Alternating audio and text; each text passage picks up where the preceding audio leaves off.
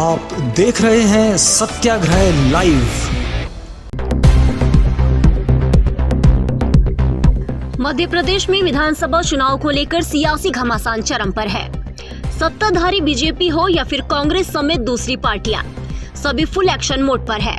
अब इंतजार 17 नवंबर का है, जब एमपी की जनता वोटिंग करेगी और फिर 3 दिसंबर को नतीजे आएंगे। फिलहाल एमपी की जनता के मन में क्या है, इस बार वो बीजेपी या कांग्रेस में किस पर भरोसा जताएगी?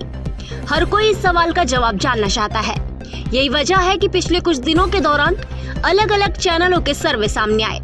चलिए बताते हैं एमपी के 4 हालिया सर्वे के आंकड़े कैसे रहे।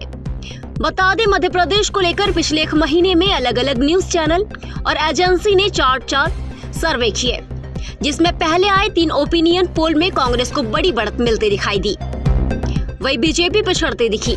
हालांकि 17 नवंबर को वोटिंग है, इससे ठीक पहले 3 नवंबर को भी एक ओपिनियन पोल आया, जिसने कांग्रेस के लिए खतरे की घंटी बजा दी है।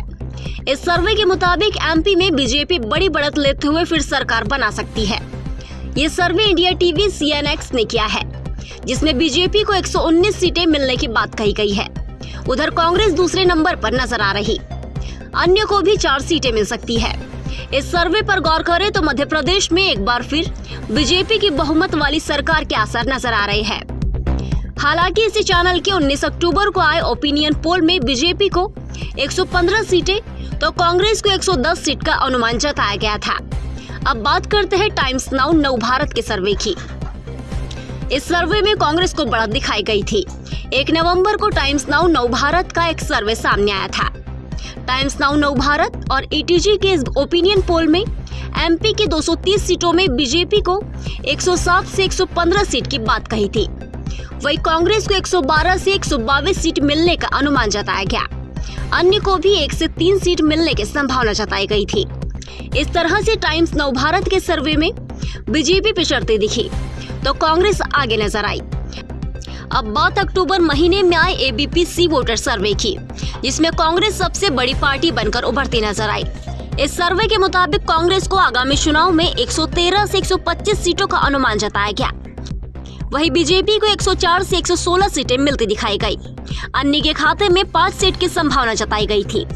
इस तरह से एमपी चुनाव में अब तक आए 4 सर्वे में भाजपा को सिर्फ 3 नवंबर को पेश किए गए इंडिया टीवी CMX सर्वे में ही बढ़त दिख रही। अब देखना होगा कि 3 दिसंबर को शुरुआती 3 सर्वे सही साबित होते हैं या फिर इंडिया टीवी का नया ओपिनियन पोल सच साबित होता है। चर्चाओं और अटकलों का दौर चलता रहेगा, लेकिन सभी को इंतजार 3 दिसंबर का रहेगा, रिजल्ट आएगा।